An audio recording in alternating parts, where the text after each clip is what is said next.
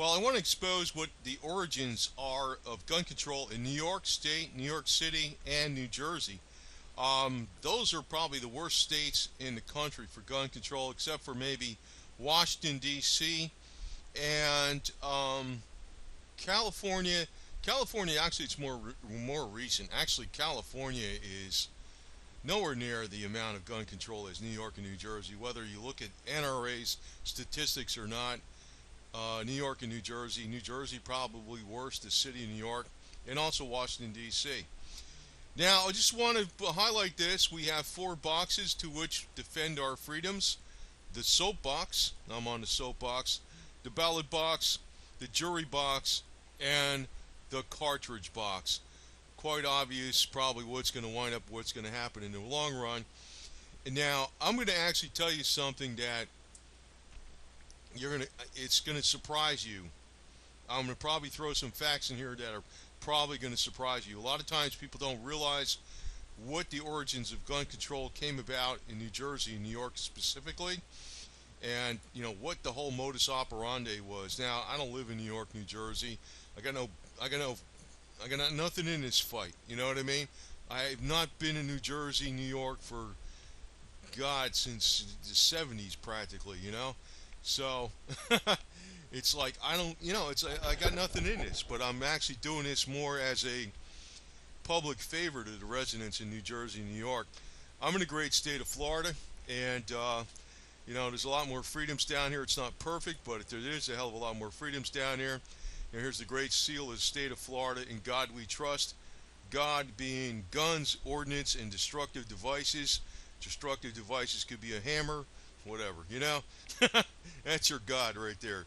Anyway, Tammany Hall. Tammany Hall, New York. Now, one thing that was passed a long time ago was the Sullivan Act in 1911. And what it was from Senator Timothy Big Tim, the fat guy, Big Tim Sullivan. He was a big Tammany Hall crook, and he wanted to protect his mobsters, his gangs, from prosecution, and he wanted to disarm innocent civilians in New York State. So the Sullivan Act was passed in 1911. This law is actually really screwed up big time. It was based upon a murder-suicide shooting that occurred in New York. So anything that happens, they just pass. It's an excuse basically. It was to protect the powers that be.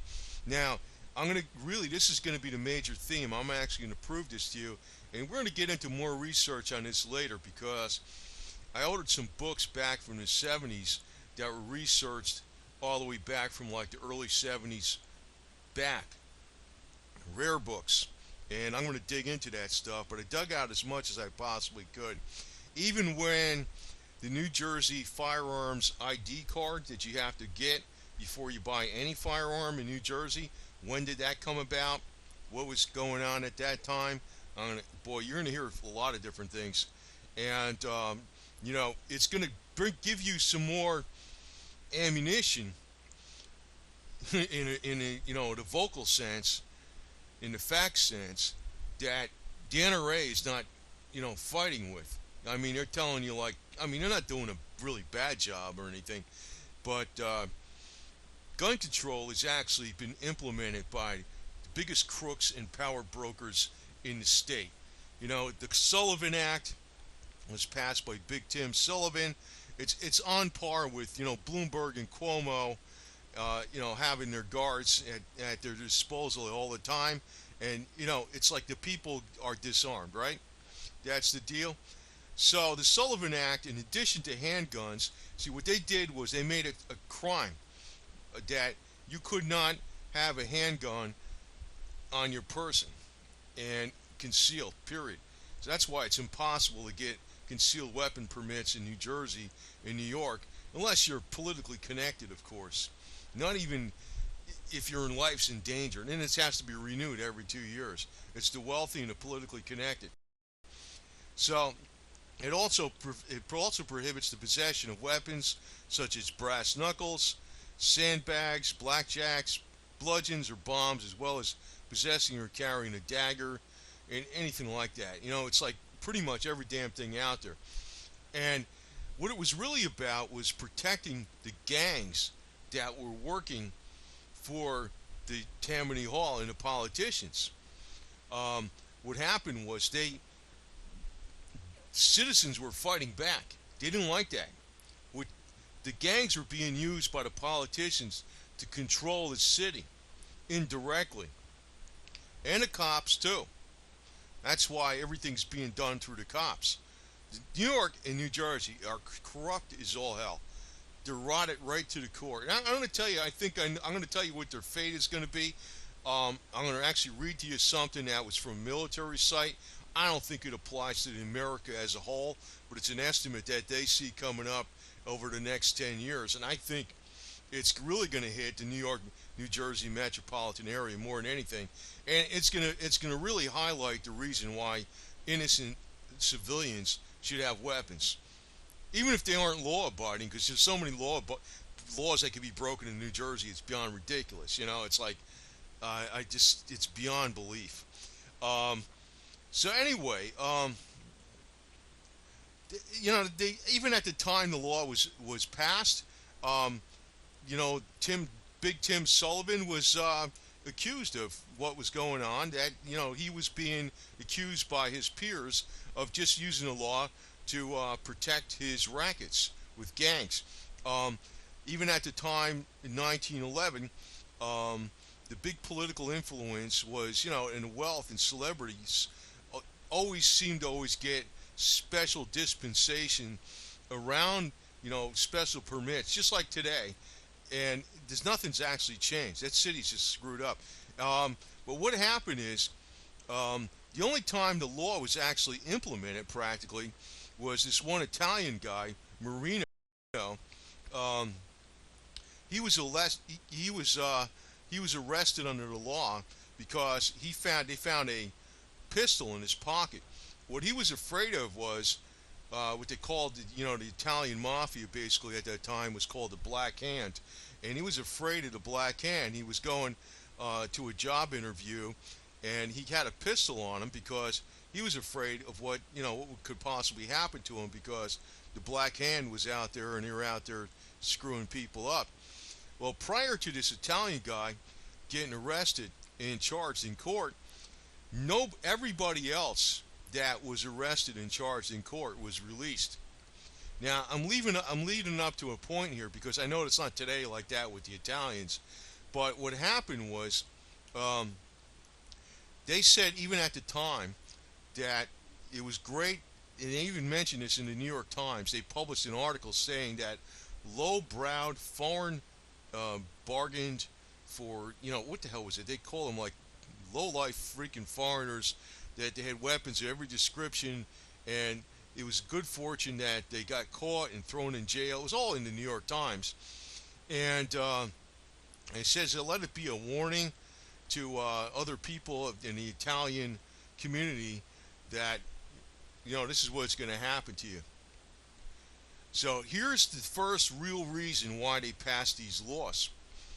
They were using gangs to control minorities, immigrants.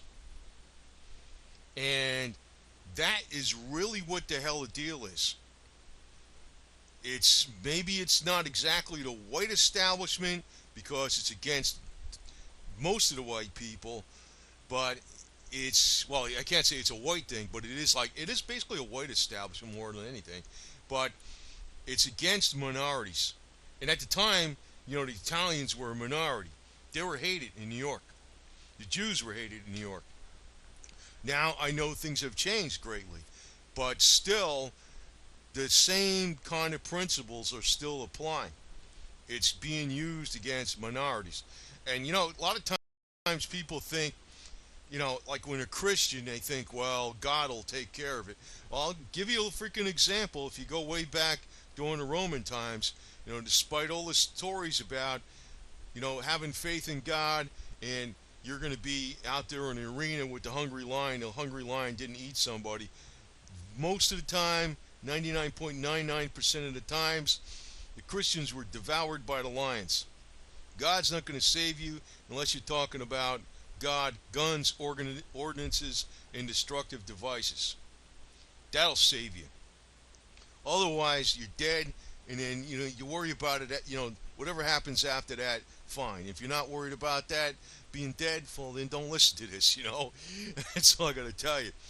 But the next thing I want to actually get onto is when in New Jersey did they actually come out with this state issued firearms ID card? You got to have, you got to have fingerprints from the police department. You got to get this card. You got to pay a fee. Fee's not a lot of money. I mean, that's not really like the big issue, I guess. But I don't even know why you even need anything. What the hell? I mean, I don't think you should even have registration of anything. I think you should throw the freaking Gun Control Act out of 1968 out the window. But this law was actually passed back in 1966, 2 years prior to the Gun Control Act of 1968. In New Jersey, 1966. Now, I want to also show you, this is a chart, and this is showing violent crime rates in Pennsylvania and New Jersey. The top line is New Jersey with the purple. The lower line is Pennsylvania with red. Now, these two arrows here, right, they talk about, that's the 1968 Gun Control Act.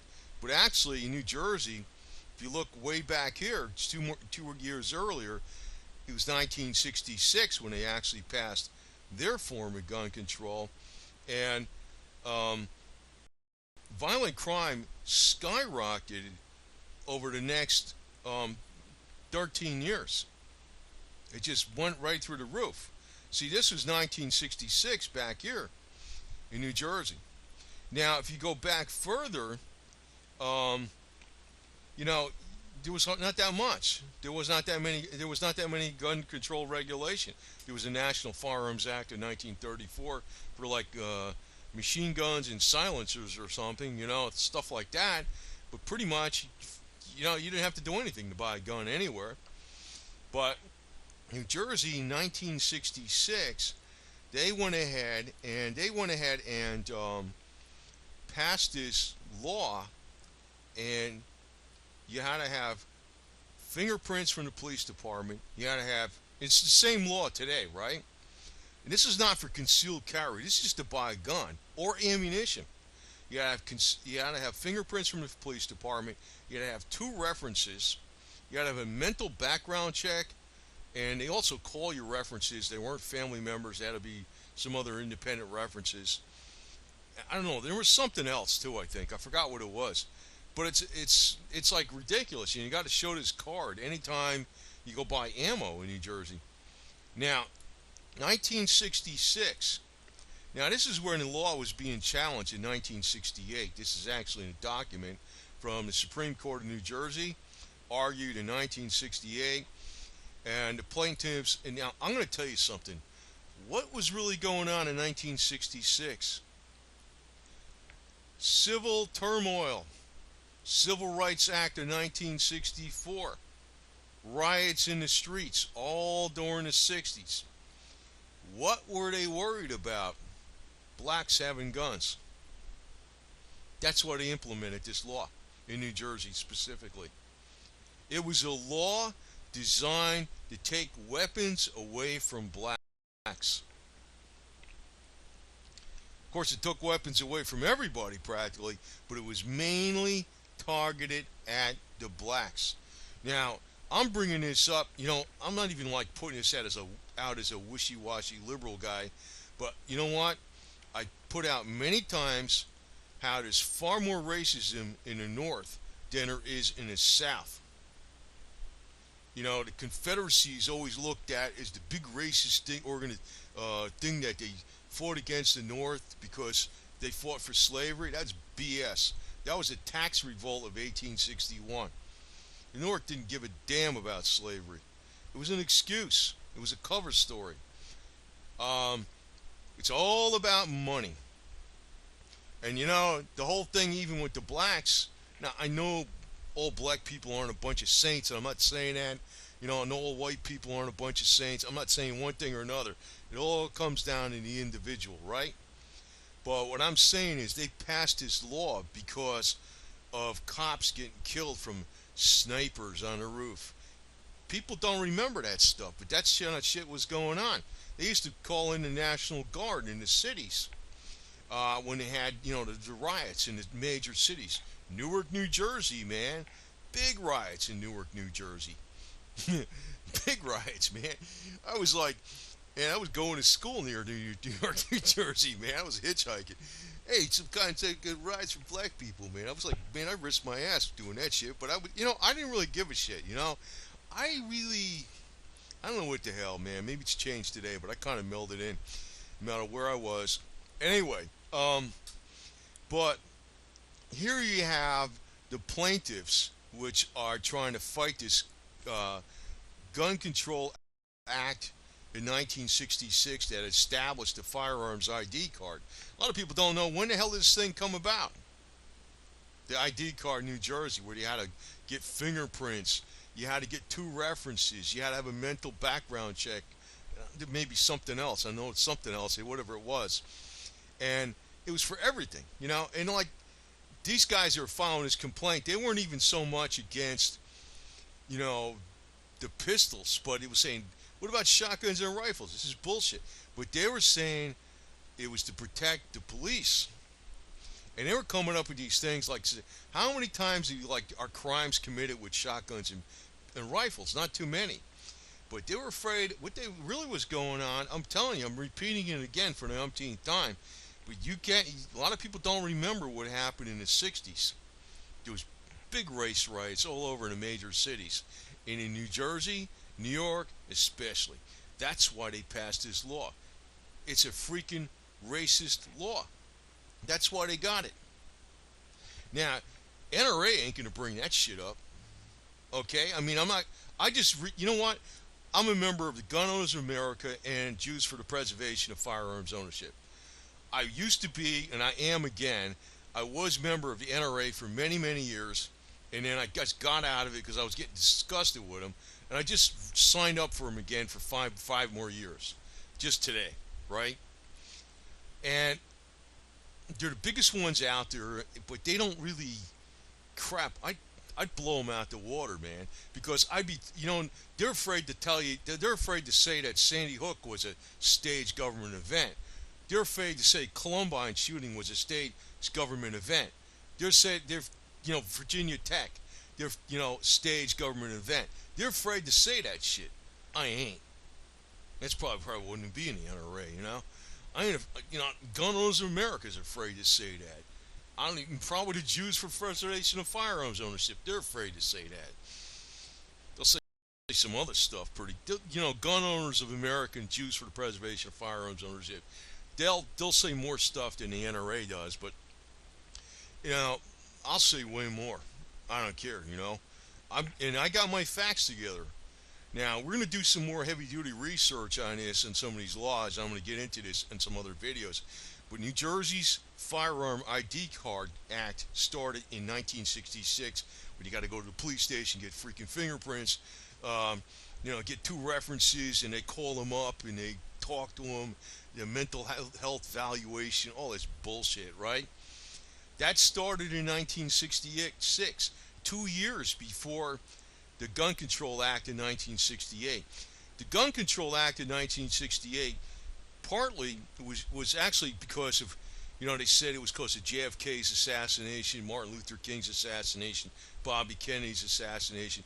But, all those people weren't assassinated by that lone gunman bullshit, especially JFK. We know Lee Harvey Oswald did not do that. Not a theory. It's an absolute fact. It's proven beyond a shadow of a doubt. One of the gunmen was E. Howard Hunt. Later was involved in the Watergate break-ins. He was one of the White House plumbers for Nixon. LBJ was involved in it. There's a lot of people involved in it. People were pissed off about the Bay of Pigs not going away, getting air support when they tried to reinvade Cuba. And what was going on in the 60s and all the way up past 1968, riots for civil rights. Now, I know some of that stuff with the riots was also being formulated by the KGB from Russia because they love to have as much tension as possible in the United States to freaking tear our way of life down and our freedoms. But it wasn't completely all over that, that's for sure. It was a mixed bag of many different things. But here, the plaintiffs try to like sue um, the state of New Jersey, the Attorney General, and the Superintendent of State Police. They were the defendants about getting rid of this damn 1966 Gun Control Act that happened with the firearms ID identification card being issued by a local chief of police, and all this bullshit. But I'm telling you, I know why this was. It's the same type of deal why they had this Sullivan Act passed in 1911. It's like we want to disarm the regular people and we want to keep the power with the elite. But in the case in the 60s, what they were afraid of was civil rights. Oh, they were scared shit of that. Now, what happened after this? Crime went way the hell up. Violent crime went way the hell up. And the cops helped bring in the drugs. I mean, it's bullshit. Now, what I gotta tell you with these cops, it's kind of funny because I don't want to say too much one way or the other because there's good cops and bad cops. But you know how New York's got all these new laws about transgender rights, the lesbian, gay, bisexual community, and other things that aren't even defined by the University of Berkeley, like gender benders and gender blenders. I don't even know what that stuff is, but they got rights too, whatever gender blenders and gender benders are. Well, you know what? They need to actually have the cops dress in miniskirts every once in a while and wear lipstick and high heels and walk the beat, because I think that'll discourage a hell of a lot of people from being cops. And the less cops we got, maybe that might be good in some ways because, and then, they'll say, yeah, the cops do prevent crime by them being there, but what really prevents crime? The armed citizen. No doubt about it. That's what happens. The armed citizen prevents crime. You're always there. You want to protect your own personal property. That's actually what's preventing crime. Probably, when we got this this garbage going on in New York, you could probably turn around all these different things that they're putting out, like with transsexual rights with the freaking bathrooms and all this kind of crap. I mean, you could maybe just turn it around and just use it right against them too. You know, twist the issue a little bit. Maybe if you want to apply for a permit, maybe, I don't know, you could twist the issue a little bit right back on them by saying, hey, it's violating the rights of whatever. You could say maybe you're a gender blender, gender, what the hell you call those things? Gender bender, blender, whatever that is. Tell me you're a gender blender. What the hell is that? Nobody knows what it is anyway. Tell me you're a gender blender and your fear of your life. You want a concealed weapons permit. What's a gender blender? I don't know, but it's in the law in New York City that you can't freaking violate their rights for bathroom use or something. So you could say, well, you're a gender blender. You need to freaking have. It's not even defined in the University of Berkeley. But you know what? These people are so freaking whacked out liberals. You might as well throw this crap right back at them and tie up the courts with bullshit. Why not? Why not? Hey, I'm a gender blender, freaking mender blender, whatever the hell it is, whatever. He's got all these crazy phrases out there. I don't even know what the hell that means, I like chicks that like chicks. Anyway, but that's what I mean. You could just tie every time, if everybody fought something in the court, right, the courts would be overloaded. And the whole system would fall apart. Now, talking about the system falling apart, I'm going to tell you what's going to happen up there, because I got a pretty damn good idea what's going to happen. And I actually took this from Deagle.com. Now, I know Deagle.com, it's a military site, it's a non-profit site. They're talking about pretty much the USA going down to oblivion over the next 10 years. But you know what? I don't really believe that. I don't really believe their forecast to be that extreme or draconian. But I think it's going to be pretty true up in the New York, New Jersey metropolitan area more than anything. And the reason for that is because everything over there is either financial services I mean, all the industry is pretty much thrown out the door, or it's pharmaceutical, which is another freaking racket, or it's like family services. New Jersey, one of the biggest employed thing is like family services, counseling, I don't know, freaking daycare type stuff. Everybody freaking works for the government up in New Jersey. It's ridiculous. It's beyond ridiculous. But anyway, when they have a collapse in the debt, it's going to be more felt in economies that are service based, and social worker based, family services based, kind of crap they have up in New Jersey. That's big time up there. I mean, if you go to some other states, it might be like Texas is oil, maybe Florida is orange groves in, I don't know, freaking boating. There's a lot of coastline in Florida. Uh, maybe in Utah it might be something like you got a lot of minerals over there being mined.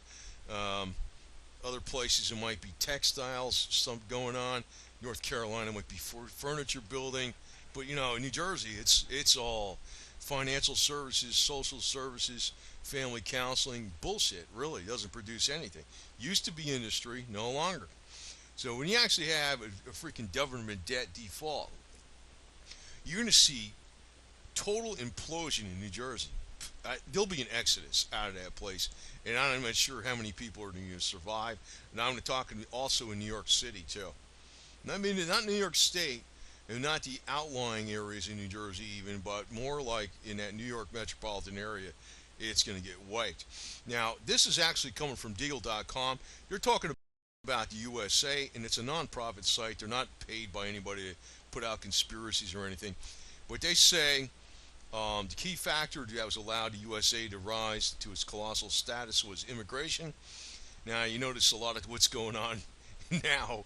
Immigrants are kind of like, even the Mexicans are saying, we don't want to come over here over here to USA because the economy's pretty much collapsed a lot, unless there's not as many jobs here in USA as there used to be, even for people that are working under the table. So, in other words, but even so, more of the brain. See, what happens is whoever wins last man standing. Like, in other words, we got big power structures in the world: Europe, the United States, and China, Russia, right? Or Russia's one and China's one, USA's one, and Europe's one, European Union. Well, it's what it is. It's a matter of last man standing. Whoever the last man standing is, that's where all the capital flows. More than likely, the top man, that's the last man that's going to be standing, is going to be China, not the USA. If you go all the way back, all the way through history, you used to have the, power structure was in Rome, and from that time, it went from the Mediterranean Sea. That broke down. It went into Northern Europe. Then by the mid 20th century, it started going to Great Britain. I mean, not the mid 20th century, mid 19th century. That was the time of the British Empire. The sun never sets on the British Empire, and then went on to the United States. The next move, we'll see civilization being centered in Asia, particularly, just like Jim Rogers says, with Russia and China on top, especially China. To me, that means where the USA is going to get clobbered the most and where the things are going to change the most is going to be the financial center, the nerve center of the United States, which is the New York metropolitan area. The powers that be in that area, they implement such draconian gun control laws like Bloomberg for a specific reason, to oppress the people, but also to oppress minorities. See, a lot of people don't remember at one point in time, Italians were big time minorities, man. Oh, big time, man. As a matter of fact, they weren't even welcome a lot of places. I don't know if, some people would argue this, but actually sometimes the Italians had it worse than the blacks in some cases when they first came over here. Really, that's no bullshit. And the Jews did, big time. But, it's like, when this happens, it's going to be something whereby, their forecast at Deagle.com is that it's going to be happening very extreme in the United States. 80% reduction of freaking population. There's going to be massive death toll due to breakdown of medical services and hospitals and basically government infrastructure. Now, people live more out in the country. Now, if you're living out in the South, you're living in the Midwest, you're living in the West, you're living in the mountains, you're going to have less problems. The more you live in a city, the greater the problems you're going to have. And, it's going to really show up just how bad an idea that gun concept, that gun control really was. Everybody's going to be at the mercy of the worst people there is if you don't have a gun. Now, I just have to say again, though, really, why did New Jersey and New York implement gun control in the first place? It wasn't to fight crime. It was to freaking control immigrants, minorities, and also give power to the political structure. Tammany Hall. Big Tim Sullivan was behind the Sullivan Act of 1911. That's why you have draconian laws against pistols. It's all coming from that act. 1966 in New Jersey, when it came up with the New Jersey firearms ID card, that was due to trying to take guns away from blacks that were fighting for civil rights. And 1968 later, when they had the Gun Control Act on the national level of 1968, that was again aimed at minorities. Now, I don't want to say that minorities and blacks are a bunch of saints. I know that. They're not. They could be, and they might not be. It's a mixed bag. But that's just like with everybody else. Me being white, I tend to think that, well, I can't really say that the whites are all better, because the guys that are in charge, that are these draconian evil bastards, they're pretty damn bad. They're actually the main problem we got going. And the ones that are strongest and have the most power tend to be from New York City and the New Jersey metropolitan area. They're actually the power structure behind what goes on in D.C. through the Council on Foreign Relations and the think tanks that govern policy in our governing bodies in Washington, D.C. Now, also want to mention, do you think that gun control is really aimed at blacks or not? I'll tell you another proof. Washington, D.C. You go into Washington, D.C., that city is what? Almost all black. But the governing bodies that are in the Senate, that are in the House of Representatives, the Congress, at large, and also the, the Supreme Court. And of course, Barack Obama is the president, but you know what? Barack Obama is not an American black. He's a Kenyan black, and he's got lineage back to black Muslims that were slave traders, slave owners, used to gather slaves in Africa and sell them to ships to the whites for profit, and they would be sent here in the United States. That's his lineage. He has nothing to do with going back to black America.